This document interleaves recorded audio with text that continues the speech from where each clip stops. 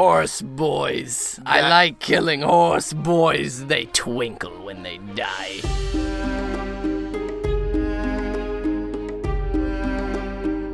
What up, and welcome to another episode of Brotherhood Without Manners, your favorite full spoiler reread podcast of George R.R. Martin's A Song of Ice and Fire series. I'm Nate, and joining me, as always, my brother, Zach. What up? I said your name this time. You did. Because you get so pissy when I don't say it. Well, you can fucking introduce a guy. If you joined us before, you know we're full spoiler. We'll ruin the whole series if you, haven't. Then we're full spoiler. We'll ruin the whole series if you haven't read it. So this is your warning at the top of the show. Go read the books, come back. Yeah, because this chapter, Barristan Selmy comes in place pretending to be Arstan Whitebeard. Right. So hopefully you stopped listening as soon as you got that. If you've joined us before, thank you for coming back and putting up with our shenanigans for yet another chapter of A Song of Ice and Fire. Last episode, we were reading Sansa 7 as far as the actual battle of the Battle of Blackwater.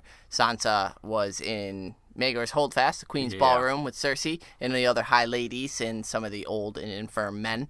And Cersei was getting reports of the battle, only really wanting to know where Joffrey was and if he was safe. And when shit was hitting the fan, Cersei dipped out, and people started panicking, thinking that Sansa stepped the fuck up. Thinking Cersei was fleeing the city because they were losing, people started to panic. Sansa stepped up and calmed everyone down and started handling some business, returned to her bedchamber to find Sandor Clegane drunker than she's ever seen him. And they had an exchange. Whether there was sexual tension or not is highly debated, but it was an intense scene where the Hound left her his ripped Kingsguard cloak and left the city seemingly forever. And then Dantos came in and gave her the news that Tywin and Lord Renly showed up, and it was spectacular. And King's Landing is saved, and they're saved, and everyone should be happy.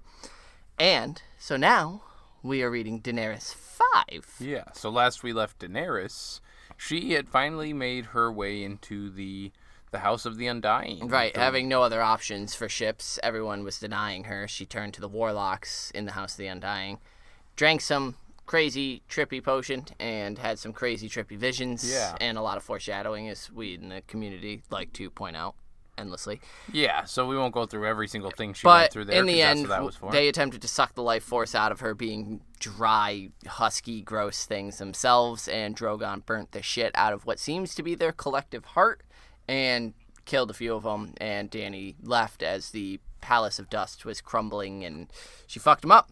Yeah, we open this chapter, Dany 5, with her Dany's final chapter. Yeah, Dany's final chapter. So only 5 chapters for Dany to wrap up this whole Carthian. We had mentioned it earlier this week at one point to each other that I'd always disliked her Clash of Kings arc, but there's not even much to dislike. Yeah, no. It's so short and succinct. Right. I definitely go based more off the show with Karth, and I think that's it. I don't like her time in the show in Karth. I don't like the representation in the book. I think it's great. I like all the stuff in Karth. I like the lessons she's learning, the things she's doing. But, yeah, she was eating when Eerie had brought her a very flowery Carthine gown to wear to the, as we've seen a few times, the very light, silky, usually bare breast. One breast is bared. And Dany says to take it away. The docks are no place for for a lady's finery, and thinks that if the milkmen thought her such a savage, she would dress the part. And so, yeah, she headed down to the stables, dressed in Dothraki vest, belt with a blade at her fucking hip, in her sandals, woven grass sandals, and Jiqui had even braided her hair in the regular Dothraki fashion and hung a bell from the braid. Yeah, which, as we know, is what they do to signify a victory in Dothraki culture.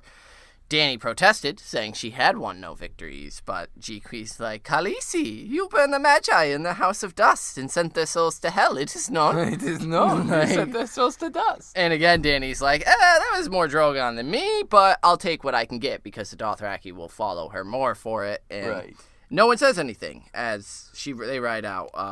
Aggo, Jorah, no one says anything about the bell twinkling in her hair, and why would they? Who are they? I feel like part of her thought they might contest the fact that she want to, and so yeah, exactly. Well, they're gonna just sit there and support her anyway. So yeah, as they leave the Jesus Christ, the palace grounds, They see that the streets are pretty barren at this point, that there's not really anybody there, especially horses or camels.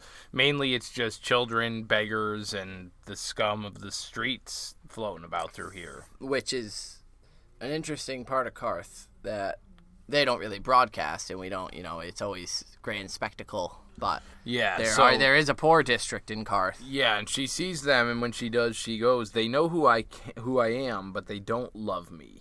And that makes me think of Sansa's last lines that we were talking about. Excuse me. That she will make them love her. And I think Dany will as well, but using the fear tactics instead, so that was kind of cool, though. Yeah, I also think it could just be potential foreshadowing for her in Westeros. They know who I am, but they don't love me. Yeah. And so, I liked that line as well. Visiting the waterfront was not by choice. She was fleeing yet again, she thinks. She had begun her running in her mother's womb and never stopped. But it was always run or die. Xaro had learned that Pyat Pri was gathering the surviving warlocks to work ill on her. Yeah, so they're getting ready to kill her. They're looking to assassinate her. Yeah, they want revenge. This bitch want revenge. They lured her in there, but that's a neat little thing that the fucking show arc left out, that there were some survivors and they're coming after her. But Pyat Pri himself, she laughs at Xaro, saying, "Aren't you the one who told me they were just as good as useless old dying soldiers? Their words are wind, basically." I really liked his answer. Yeah, so I kind of footnoted it. Yeah, so did I. I didn't exactly quote it. But he tells her, that was true once, but now glass candles are burning. I didn't put where. I don't know if you did. The house of Erethan Nightwalker, just because I liked the name. He says that the ghost grass has begun to grow in cities. The Garden of Gaheen. That place. That phantom tortoises have been seen delivering messages between warlocks' houses or something. Yeah, the houses on Warlock's Way. That's wild. Yeah, they're using fucking familiars to send messages. So they say, but it could also be things like Tyrion sees a giant tortoise, and there is known to be a demigod, essentially, that goes through the waters there. It's a big tortoise guy, so... the wife of Mathos something or other, who had once mocked a warlock's moth-eaten robe, has gone mad and will wear no clothing at all. She claims that the clothing makes her feel as if bugs are crawling on every inch of her flesh, and blind Sebastian can see again, or so his slaves seem to claim. These are strange times in Karth, and strange times are bad for trade. It grieves me, yet it might be best if you left the city entirely, and soon. And then he goes on to his typical spiel of wed me, and we'll go across the Jade Sea, and we'll just have a great time on our little fuck barge. "You need not go alone, my dragon queen. I'll go with you. You can bear my children like a good woman." Is what I hear from this motherfucker. And he just says, say the word, and it'll all happen. And she's like, no. And he's like, no, that's not the word I wanted to hear, with the crying on command thing. But she tells him, I'm not going to wed you, Xaro. It ain't going to happen. And he grew cold at that. Then go. All of a sudden, and she says, well, where? And he says, somewhere far from here. And she thinks that perhaps it was time. Now that her Khalasar was well rested and full, the Dothraki were beginning to grow unruly. Obviously, they're a warrior tribe. They're not meant for cities. They're nomadic. Perhaps she'd lingered too long, seduced by Karth's comforts and beauties. I mean, yes, you did. And that's exactly what Jorah was saying from the very beginning, is that we need to fucking recoup and get the fuck out. Yeah, but now the city is no longer fighting to give her treasures and wishes and demands to see dragons. Now they're all kind of vying over who gets the pleasure of killing her. Yeah, the Tourmaline Brotherhood openly called for her expulsion from the city, and the ancient guild of the Spicers openly called for her death. And she thinks, but where to go? Jorah proposed further east, far away from the Seven Kingdoms, basically on the other side of the world. Her blood riders would sooner return to the Great Grass Sea, even if that meant braving the Red Waste again. Yo, that's wild, that they would... she's sitting here, I think they're beginning to grow restless. They're telling you that they would rather cross the Dothraki, the fucking Red Wastes again, where you all almost died. At this point, though, they're a little better off, and they know how long the journey will take. Valid. The journey back is certainly going to be a lot safer. Yeah. But so she had tossed around the idea of returning to the City of Bones, base Teloro, and letting her dragons grow. Settling there until her dragons She grow. claims till her dragons grew, but I think that the plan there, and the reason it's so not appealing to her, is if she's going there, it's to settle permanently. Right. It's not to go and wait a few years till her dragons are big enough, because it'll never be that time where, okay, we're big enough, let's go conquer the world. Each of these felt wrong somehow. And there's the whole issue of the transportation anyway, of getting her men. They have no horses. They're completely reliant on someone's generosity. Xaro would be no help to her in this. For all his professions of devotion, he was playing his own game, not unlike Pyat Pri. The night he had asked her to leave, she had begged one last favor. And his answer was just, what is it now, an army? A galley? A fucking plethora, a fleet of ships? And she's like, yeah, a ship.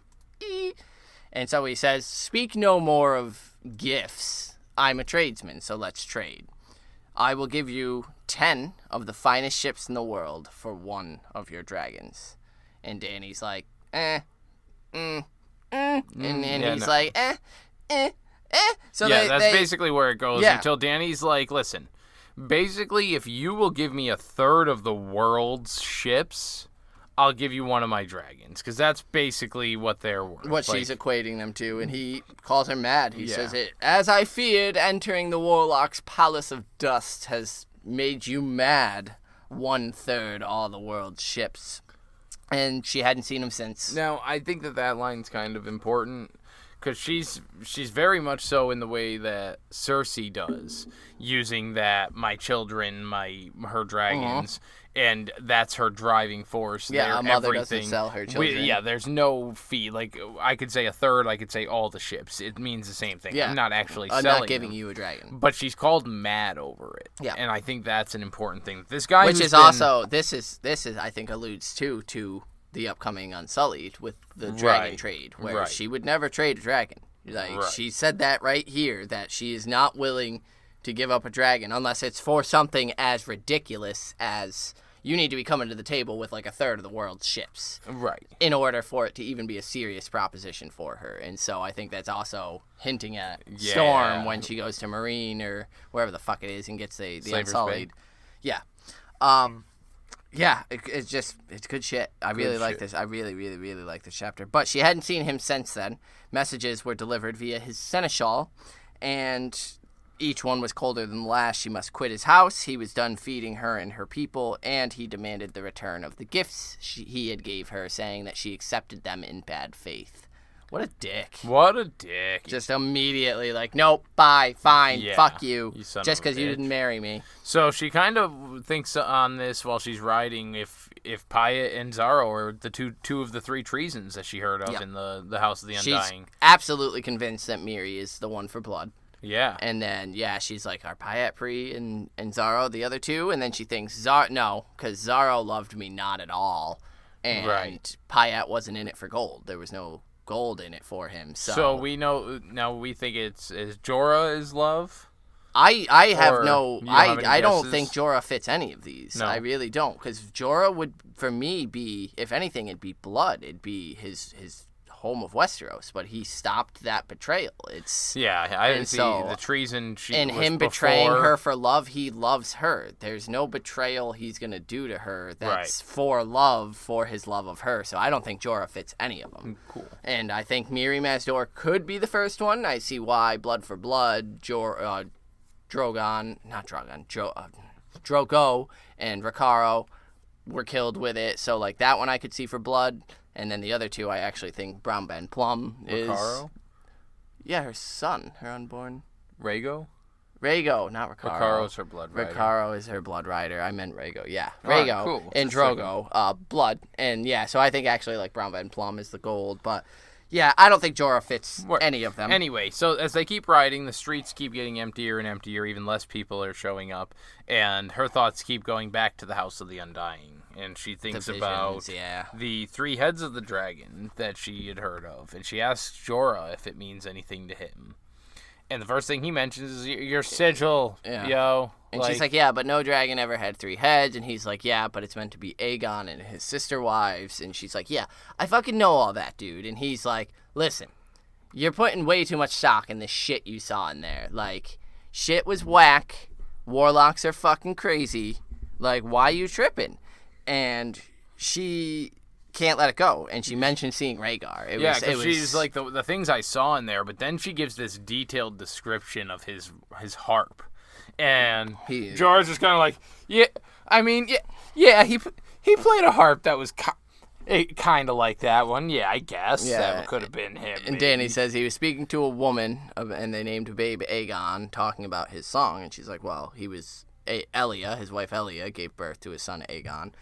And he says, well, if that's true, if that's who you saw, and Aegon is this prince who was promised, that fucking hope ended when his brain got dashed against the wall by the Lannisters. Like, Jesus, Jorah. Yeah, well, I also thought it was funny before they got into Rhaegar, she said, but all the things I saw, she clearly had talked to him about before, because he was like, a dead man on a prow of a ship, a rose, a mummer's dragon. What is a mummer's dragon? What even is a mummer's what is dragon? That? I was like, what the fuck, Jorah? Yeah, what is even a mummer's dragon? That's not even a fucking thing. So, yeah, they get to the harbor with Jorah mentioning Prince Aegon's head dashing, and Aggo and Drogo are just begin tripping out over seeing the sea because they can smell it and they don't trust any water that their horse won't drink. And so the Dothraki despise the sea and they're like, Khaleesi, I smell it. And the fucking harbor is huge, just enormous. It's like a big bazaar, marketplace, and waterfront all rolled into one. And they end up riding all the way over to the far end where ships from the Summer Islands, Westeros, and the 9 free cities were permitted to dock. I did make a few of the little notes that Aggo got a skewer of mice that was sweetened with some honey. Drogo got some white cherries. I kind of want some white cherries. I wanted to try white cherries, yeah. But yeah, as they walked, they passed all the boats of the 13 first, because those are the ones that are raid stationed early on, the Spicers Guild, all that shit. And then, all the way at the far end is where everywhere else gets to dock. And she gets off her horse here, and she tells Aggo and Drogo to, watch the horses, brah. We're going to go talk to some captains, you know what I mean? And they're like, yeah, sure, we'll guard the fucking horses, because blood riders are great guard duties. No, they just care for horses better. Sure. That makes more sense. Anyway, when they start making their way off, we also sneak off down the side street so that we can convene our small council. So we're going to go over there and do that quick. Yay!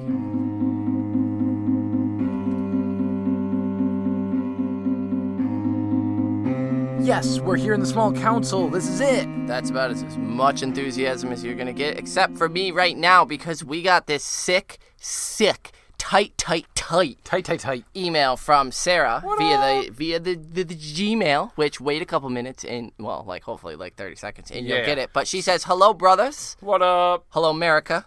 I finally caught up with the podcast, and this is just to send you a ton of positive thoughts. Yay. Thank you so much.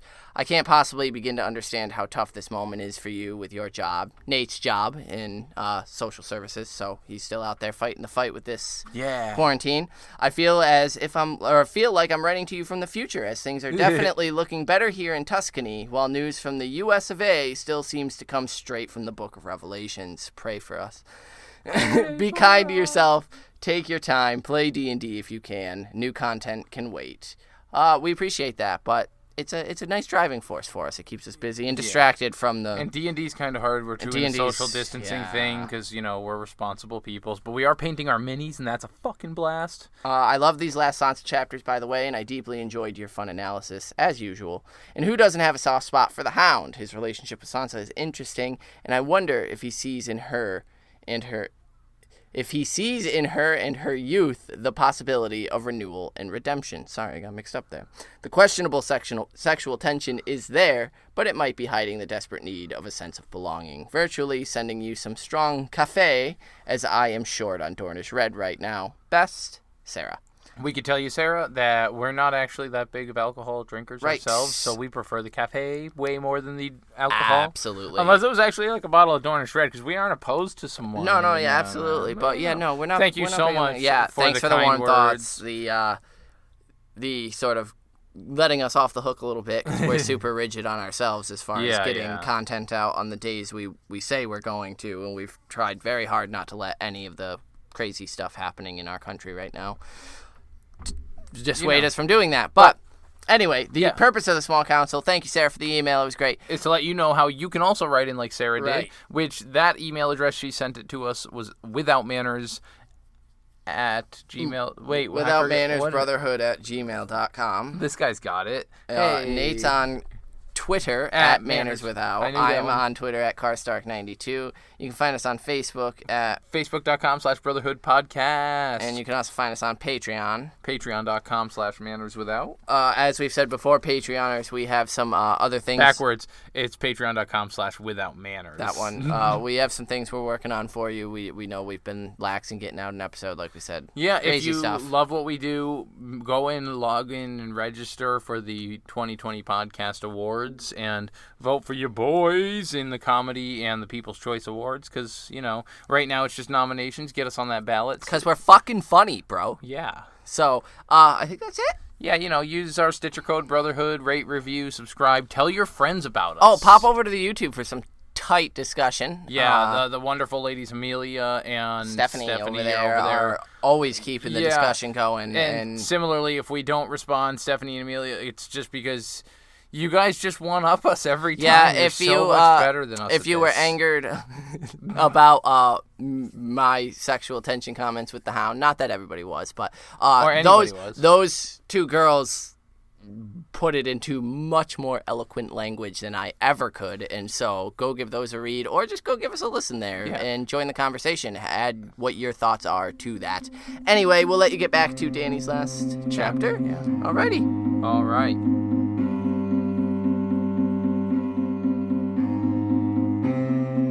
And they're off to speak to captains, and I super quick noted this. I didn't write down any names. So cool. They're impeded at every turn is what I wrote. Yeah, so her first thoughts as they're walking down are, I wonder what people are thinking, seeing this blonde-haired, savagely dressed Dothraki girl that's just walking side by side with this big old hulking knight. And Jorah's decked out in full armor. He didn't, even it's hot as shit, he's still full, long sleeve shirt. He's got his goth nails painted. He's just doing it. Doing it. So the first captain they spoke to laughed. Just fucking laughed. It was like, no. Yeah, and then the second one didn't believe she was Dany. He said, if you are, I'm Tywin Lannister and I shit gold, so fucking see ya. Perpetuating stereotypes. I don't like it. It's funny that he says that specifically, because isn't that what somebody was, fucking hung for saying in front of Tywin? Tywin heard one of his troops or something say that he shits gold and he killed him. I thought that was an anecdote. Potentially. It's one of Tyrion's last thought after he killed his father. True. That's some significance to it, but yeah. So one of the captains said that the dragons were too dangerous. They'd light the boat up. Another one said that the Dothraki were too dangerous, and he's not going to have those savages. So it's basically, our president. No, I'm not having those types of people on my country. Fucking racist is what it is. Yeah. And so he refuses. And then there's two brothers. I don't know. I didn't do too much research on these guys, see if there's anything about them. But they invite them onto their ships, and it does not go well. They have a high asking price, motherfucker. Yeah. Any ideas? On the what? On what the asking price is? A dragon each, and they get to fuck. Well, no. I don't think they were presumptuous enough to even ask for a dragon. I think it would equate to what Dany would charge for a dragon, roughly. Like $1 million gold dragons, something just fucking astronomical. Yeah, no. You want us to, then you're gonna have to pay us the 500,000 gold dragons just to ferry her whole what you would expect a dragon keeper to have. Whatever it was way too extravagant for Dany. So even she thinks Zorro probably couldn't pay that, and that's ridiculous. So as they head off, Jorah's like, listen, I got some news to tell you. We're being followed. But that's not the worst of it. Ned broke his leg. Yeah, he makes kind of a show of leading her over to a stall where there's a merchant selling some brass. And this guy is my favorite. Using the platter as a mirror, he holds it up and shows her their pursuers. And she sees a fat brown man and an older man with a staff. The old man had the look of Westeros about him. And she thinks of Robert's reward for her life. And then thinks, or did the warlocks send him? Prudent. The fat brown man had a gleaming bald head and the smooth cheeks of a eunuch and an auroch at his waist. His chest was naked but for a vest, and old scars crisscrossed his arms, chest, and massive belly. There's a guy in Dragon Quest X, I think it is, that looks just like Strong Belwas. That is a deep fucking pull. Oh, Holy yeah, shit. Sorry. No, Sorry, it's anyway. cool. But yeah, That's it just looks like a him. deep pull. The old one is Barristan Selmy. The old one is an old man. Full spoiler, reread, motherfuckers. Arstan Whitebeard, Barristan Selmy is back on the fucking table. So I'm ashamed to admit how long it took me to go, I wonder why Arstan, and then you realize he just kind of takes the bear part off or moves an eye, and bazinga, you got an Arstan. And the Whitebeard just came from Belwas. So as the brass merchant is just clawing. Yeah. The most beautiful brass you've ever seen, Yeah. and it's only 30 copper for you, my lady. This guy has nothing else in his life but his need for Daenerys to buy this platter. Yeah. So he starts undercutting his own price. It's lovely because at first, the way that they're doing it, she's like, oh, where are my guards? Because I've got this guy over here who's just trying to rob me blind. Yeah. This is insane. Then she kind of leans in and she's like, so do we have any idea what's going on? Are these motherfuckers? Like, just completely using this guy as a diversion so that they can actually investigate what's happening here. I love this whole segment, the way that Martin wrote And this. as they kind of walk off, Jorah's like, yeah, no, now the old one is pretending to be interested in a stall, but the big fat one only has eyes for you. And so the merchant's hopping in front of them as they're walking, and Jorah's like, lift that platter up a bit. Yeah, because she was asking if they're still watching there, and so he makes him hold, like, because he's still trying to sell this plate. Yeah. He's been lowering it down to, like, nothing, and yeah, I just love the way that Jorah, lift this up a little bit So the merchant higher. does, displaying his goods, like, oh, you want to see it in this light. But now it's just the right Yeah, angle they're just so they using can it for see the them. mirror, and then she's like, oh, yeah, I do see him. Okay. And then at this point, she's like, all right, Jorah, give him a fucking silver so he doesn't kill himself. And then she turns with the intent to confront them. Yeah, she's just gonna go up to them and be like, "Yo, I'm not letting them herd me through this fucking market. I'm the blood mother of the dragon. Yeah, like you're not gonna fucking push me off and scare me around." When all of a sudden a Carthian man bumps into her, kind of appears up in front of her, steps in her path, and kneeling, and thrusts a jeweled box in her face. My mother of dragons for you, and it's a jeweled box that out of reflex she just kind of takes it, and she's like, "Oh, you're much too generous," and she pops that bad boy right open. And sees a beautifully jewel-encrusted scarab in there. And barely has time to even hear this man. As she reached in for it. Yeah. She's gonna pick it the fuck up. Dude. He says, I am so sorry. And she barely hears it as the scarab unfolded with a hiss. Dany caught a glimpse of a malign black face. Almost human.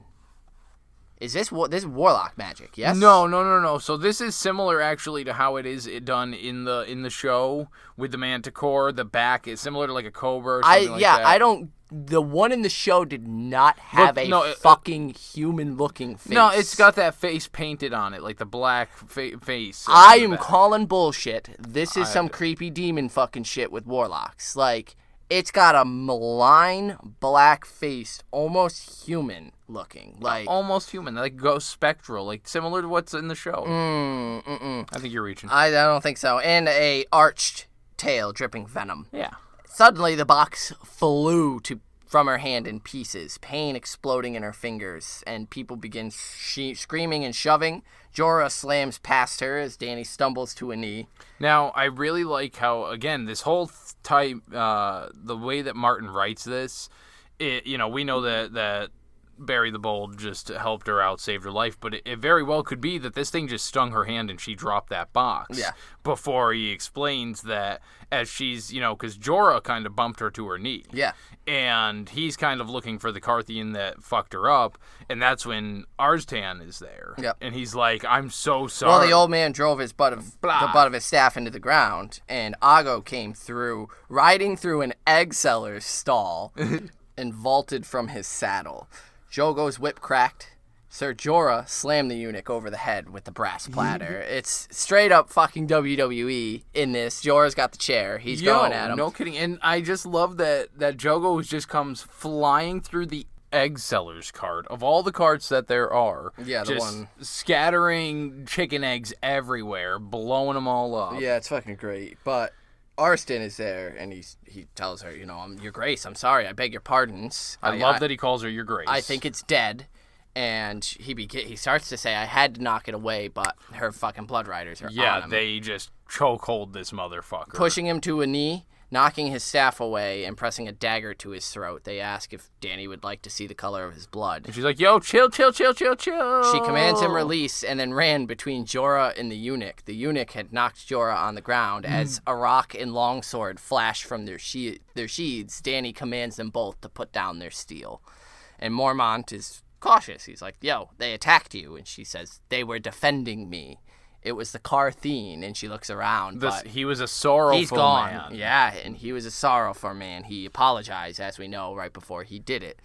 There was a Manticore in the box, she tells him. This man knocked it out of my hand. And so she helps the brass merchant up, who's tweaking out because it landed on his arm. And she's like, did it sting you? And he's like, no, but it was on me. And she sees that he pissed himself. And she's like, I don't really blame him for that. Yeah, no kidding. And she gives him a silver for his trouble and sends him on his way. And then she turns to the old man and asks to who it is that she owes her life. And he says that she owes him nothing.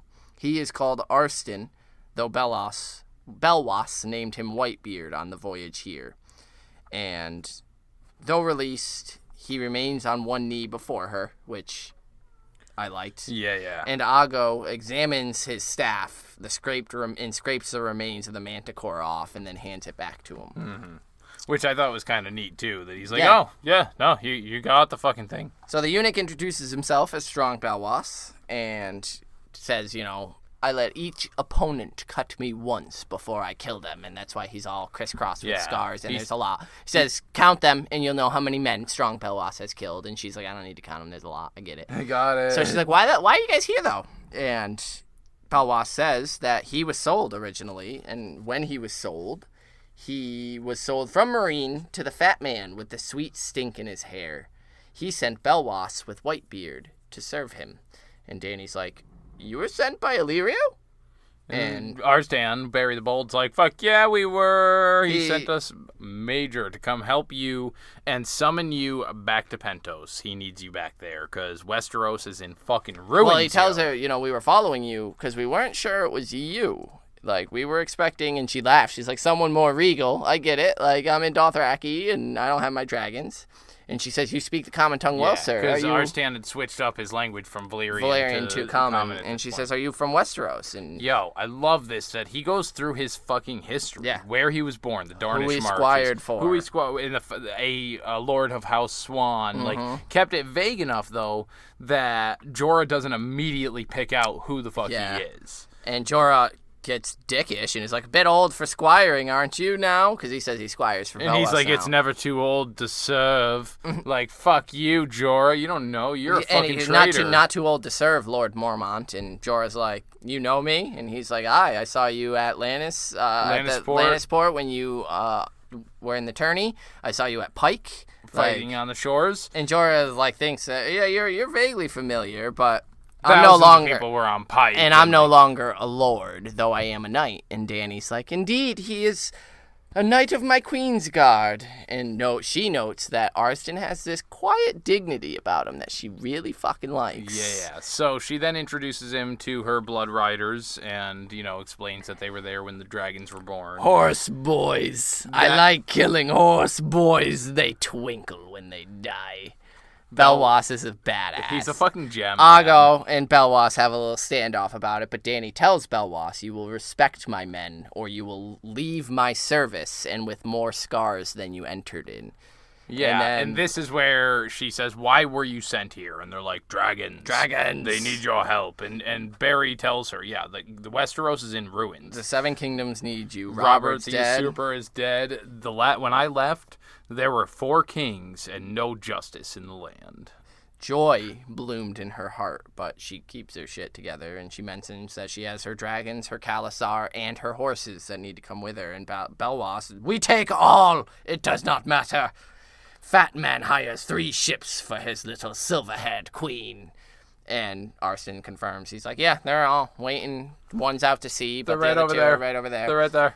And she thinks 3 heads has the dragons. And she's like, "All right, but those ship names are shit. The ones that take me home are going to be having different names." And Barry's like, "Sure, as you wish. What would you name them?" And she says, "Vhagar, Meraxes, and Balerion, painted in gold on their hulls. I want every man who sees them to know dragons are returned." And that's the end of Dany 5. They're not the only thing that's returned. Barry the Bold is back! As Arstan fucking Whitebeard. Hell yeah. So, that's it for Dany 5. I really liked her whole thing in Clash, her whole little arc in Karth. Yeah. It's short, it's succinct, but it's full turnaround. I've never disliked the House of the Undying. We get House of the Undying, but I for some reason I always thought that I disliked it. But no, I really enjoyed her storyline. I didn't think it was long or drawn out. Her chapters were fairly short and again succinct. Like they kept it. And it gives us some of the biggest prophecies for Dany that'll carry her out all the way through Dance. But so who you got an inductee? Yeah, mine's Strong Belwas. Fuck yeah, because that's a hell of an introduction. I mean, Strong Belwas has Barristan the Bold squiring for him. Dude. Barristan isn't just going to do it unless, there's a respect type thing. And I think there is for him and Belwas. So, yeah, Belwas' introduction is great. Him and Aggo's squaring off. And just count the scars and you'll know how many men Strong Belwas has killed. So I'm really excited we've got Strong Belwas now in Dany chapters because he's a great motherfucker. So I was going to give mine to Barry the Bold. Yeah. But I've changed my mind after recording, and I am now going to give it to the Brass Merchant. Because that motherfucker was relentless. He followed through from beginning to end, landing the sail, and on top of that, was given some, compensation for he saved her life by deflecting that Manticore away from her. She owes him a life debt. I also wonder if he is still going to get beat by his 2 wives, 3 wives, did he say? So, poor dude's going to have a rough night. So I'm going to induct him so he can get a warm honorary inductee to Jorah for using the fucking brass platter just as a fucking trash can lid. Hell yeah. He's the fucking... those were our inductees. We did get one from our favorite French fry, Julian, which Nate is going to read. Lovely. What up, Julian? We missed you. It's only been a few days, but that's okay. Hi, brothers. Once again, I am waiting on you to make me like this chapter. The House of Black and White was tons of fun, and I think you meant the House of the Undying there. Yeah. That's all right. That's okay, I do it all the time, too. Yeah, no shit. And I feel like it's just back to normal now. 2 new characters, yay, though. Curious, too, about how Dany's going to put her Dothraki people on 3 boats. It's not war yet, so that's going to be fun.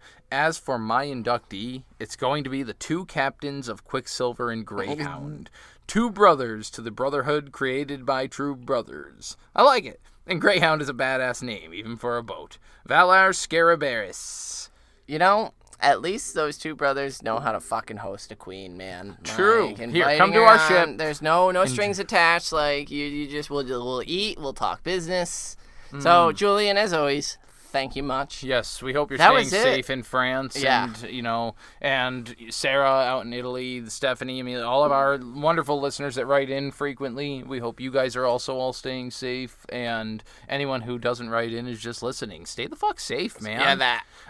We are That's going it to for be... Dany. Danny's done for Clash of Kings, so we won't see her till Storm. Arya 10. Arya's last. And that's going to be it for Arya. So...